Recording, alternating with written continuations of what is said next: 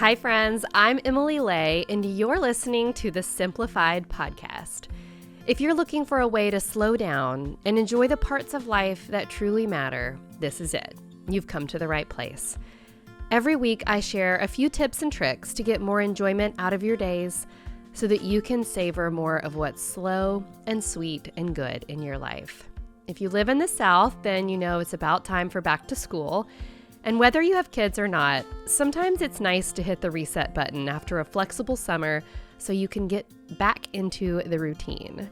To help you hit that reset button, we are having a back to school simplicity challenge over at Simplified. So follow us on Instagram and Facebook at Simplified to follow along and join our back to school simplicity challenge today. If you think about it, we are all chasing joy.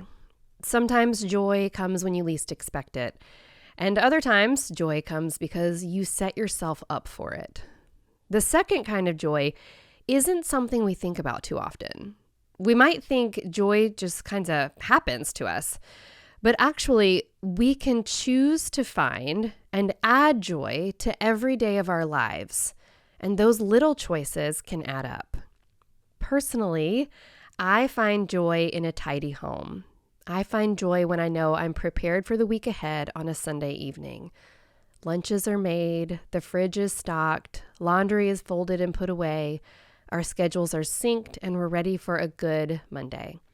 Now, granted, not every Sunday ends this way, but when it does, I feel like I have the space to breathe and spend the time added back into my week doing what my family loves.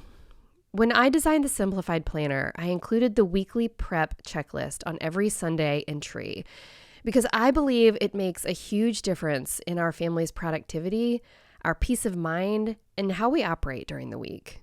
But even more than that, I believe the 4 tasks on the Sunday prep checklist help us carve space for the stuff that matters most, like dinner time conversations, evening walks in the neighborhood, and actual face time with the people we love. For many of you, you might be staring down a brand new school year.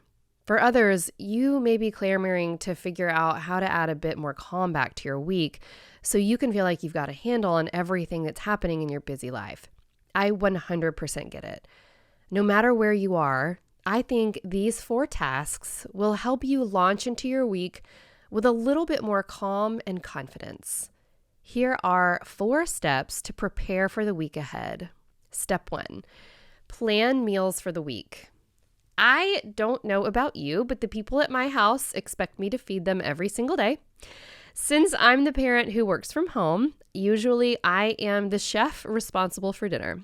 And by chef, I mean I'm really great at working the slow cooker and ordering takeout. Feeding your people is an endless cycle, am I right? And in the Lay house, we are usually talking about the next meal before the dinner dishes are even washed. I'm not even kidding you. When I was a kid, my parents had dinner on the table at the same time every night, and they made it look pretty effortless. Looking back, I've realized that my mom actually had quite a system in place to make dinner time run smoothly. And honestly, she set the bar for being organized and showed me how a little preparation could change an entire week. She wrote weeknight dinners on a monthly calendar and taped it to the fridge. She pulled these dinner items from a little book of family recipes that she always kept in rotation. Each week, she used that calendar to make the grocery list.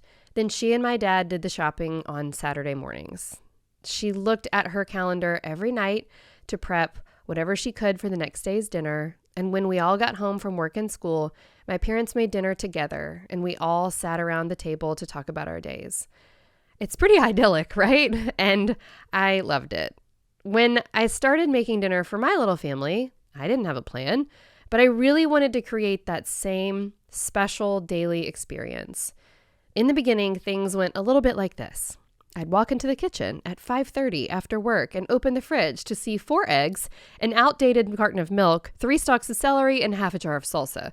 Then I would remember the chicken breasts in the freezer, but then I'd realize it's too late to thaw them out. So you can imagine how I felt about that.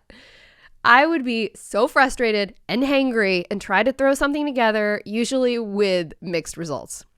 Fast forward a few years later, With a little bit more experience under my belt, now I follow my mom's advice and have started to get a little more successful at dinner time. At the beginning of each week, I make a plan for what we're going to have to eat. And here's the honest truth. We eat a lot of takeout, and it totally works for us. I am not the best cook, and I'm fine with that. I give myself permission to not be supermom in the kitchen. It is not my spiritual gift. Getting deliveries from our favorite local spots in just 30 minutes means happy kids, full bellies, not stressed out mom and dad, cleanup is a breeze. And that old saying is so true here. Don't let perfect be the enemy of good. Sometimes we will have a fancy dinner. Sometimes we will have grilled cheese. Sometimes we will have cereal for dinner. Sometimes I will make my very best pot roast using Coca-Cola. That is a whole recipe, by the way, that is delicious. So dinner is always different here. We just don't love to cook. It's just not who we are. I love to gather dinner, however we do it. Something easy, something fancy, whatever. But I love the ritual of sitting around the table and talking. And for me, that matters more than the fancy thing on the table. Getting something healthy and nutritious and yummy into my kids, into my husband and myself, that's what matters most. In a few weeks, we're going to go into a lot more detail about meal planning for your family, but start by making a list of dinners that your family loves, one for each weeknight in the month, about 20 of them, and put them all on a monthly calendar. Just give it a try. My mom is so good at this, and she still does it, even though it's just her and my dad. But this will help you think about groceries you may need to stock up on, and if you need to thaw meat or chop veggies during the week. Step 2, tidy up for a clean slate. I used to think it was so strange that my mom wiped the water droplets from the inside of the sink every night before she went to bed. I remember thinking, doesn't water belong in a sink? Isn't it just going to get wet again the next time it's used? I didn't understand her odd nightly ritual until I had my own house. After cleaning the kitchen, I'd marvel at how shiny and clean the sink was, and I found myself doing the same thing after dinner every night. The next morning, I would wake up to a clean, shiny kitchen, the sink included, and start my day with just a little bit of peace. Then I figured it out. My mom wasn't just wiping out the sink to keep it clean. She was doing it because it felt good to walk into a clean kitchen in the morning. She was setting her future self up for that peace, and that peace brought her joy. And you know what? I try to follow my mom's example of keeping things tidy in our house. Every Sunday afternoon, I grab a laundry basket and walk from room to room, tossing in anything that feels out of place. Shoes, paper, trash, cups, laundry, you name it. They all go in the basket. Sometimes it takes 2 baskets, but when I leave each room, it's on its way to being clean. I dump the basket in my living room and sort each item by where it goes. Trash can, laundry room, bedroom, kids' rooms, whatever. Things like that. Brian and I will put the piles away. Sometimes we have the kids help. Most of the time we have the kids help, actually. And voila, with a few pairs of hands, we can do what would have taken hours in just 15 minutes. And guess what? On Monday mornings, when I walk into the living room, I feel like I'm able to breathe and start fresh. I'm not immediately bombarded with things to organize and manage. Instead, I'm able to make my cup of coffee and sit for a few quiet minutes before the kids wake up. The way you begin your day sets the stage for the rest of it. But here's the thing. On some days, I go to bed with dirty dishes in the sink, toys everywhere, and papers scattered across my kitchen counters. And you know what? That's fine. Sometimes there's a bigger priority, a friend who needs a late night helping hand, or some work that has to get done, and the straightening up can wait until a better time. But when you can, carve 15 minutes to prepare your space. It really makes a world of difference.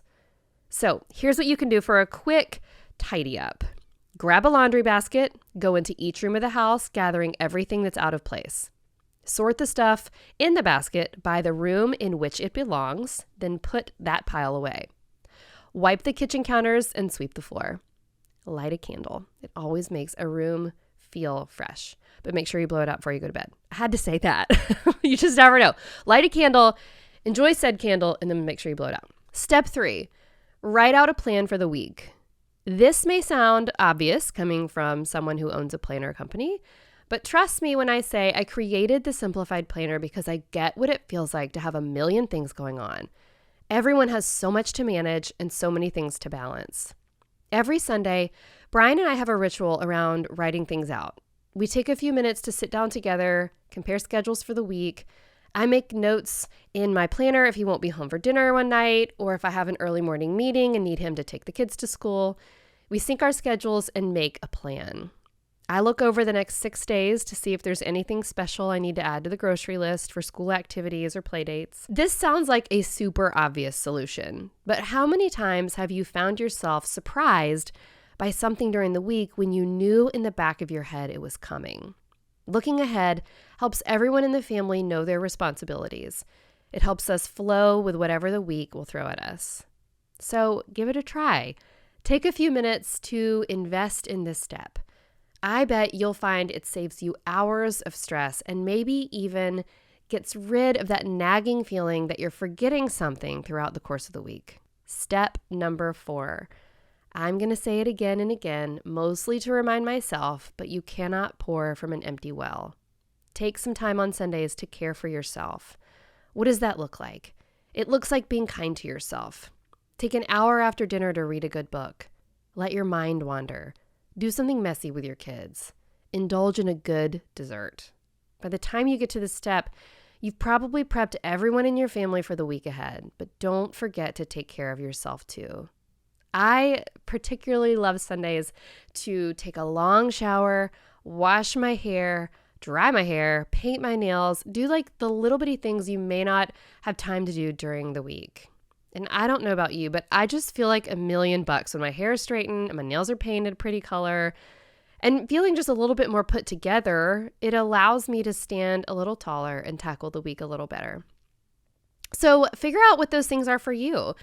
Do you feel great after exercising? Give yourself time for a long run or walk on Sunday afternoon. Do you love a good book? Read a book in the bath. Do you love cooking? Make a really delicious, amazing meal for Sunday evenings. You see what I did there? I paired a feel-good activity with a must-do activity, a 2-in-1 task, if you will. Those are the best ones to check off because they give us a sense of accomplishment along with a little relaxation. So here are a few ideas for your Sunday rest. Carve time for yourself in the evening, at least 30 minutes. Turn off the screens and turn on some music that inspires you and settles your soul. Dig into whatever makes you happiest and sets you up for success in the morning. Prepare yourself emotionally for a great Monday. So that's it. 4 steps to help you prepare for the week ahead. Before we go, I'd like to pray a little blessing over you as you turn your thoughts toward tackling the week. May you find the calm and confidence to take on whatever lies ahead. May you find peace in plans that are kept, and even in moments when best laid plans go awry. And as you prepare to tackle the week in front of you, may you find love and kindness along the way, and give it freely to others in return. As always, I like to leave a little tip to help you put what we've talked about today into practice. So here is your task for this week. Remember that thing about meal planning? I'm not joking. Take some time this week to pull out your phone, open the Notes app, and write 20 healthy, easy, delicious meals that your family loves. It could be something you enjoy cooking, or it could be some takeout spots that everybody enjoys. Having these entrees and sides planned ahead of time will help you automate the "what's for dinner" question that always seems to be lurking around, and you'll thank yourself later. Thank you for listening to the Simplified podcast. I hope today's episode helps you head into the week with less of the Sunday scaries at your side. And guess what? You can watch video of this episode on YouTube. Subscribe to our channel at youtube.com/simplified by Emily Lay today. Plus, you can also find show notes for this episode at emilylay.com/podcast, where you can check out links and resources I mentioned here.